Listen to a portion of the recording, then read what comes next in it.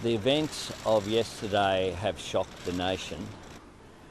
Australians are waking up to try to deal with the shock and trauma that will come with what has occurred, with violent actions that are unspeakable and really just beyond comprehension. People going about their Saturday afternoon shopping should be safe, shouldn't be at risk. But tragically, we saw a loss of life and people will be grieving for loved ones today. We also know there are many people still in hospital dealing with a recovery, and our thoughts and prayers are with them. We also, though, at this time give thanks to our police and emergency services, the wonderful inspector who ran into danger by herself and removed the threat that was there to others without thinking about the risk to herself. We also see the footage of ordinary Australians putting themselves in harm's way in order to help their fellow citizens.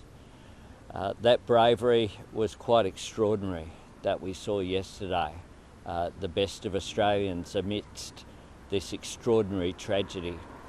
As was reported last night, I can confirm that as a result of the incident at Bondi last night, we have 6 victims deceased, 5 women and 1 man, and of course the offender. We are working through the process now of speaking with the families and supporting the families of those victims, 2 of whom it would appear have no family in Australia, so we are working through and with agencies overseas to attempt to reach out to the families of those victims.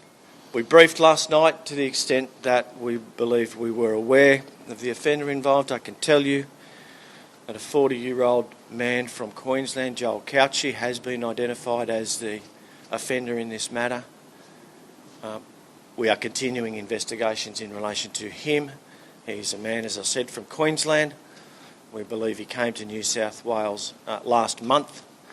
We are and have spoken with his family, will continue to do so, and they are cooperating with us.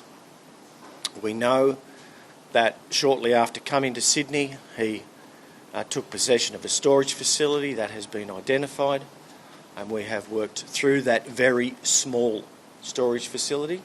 As I had said last night, there is still, to this point, nothing that we have, no information we have received, no evidence we have recovered, no intelligence that we have gathered that would suggest that this was driven by any particular motivation, ideology or otherwise. We know that the offender in the matter suffers from mental health.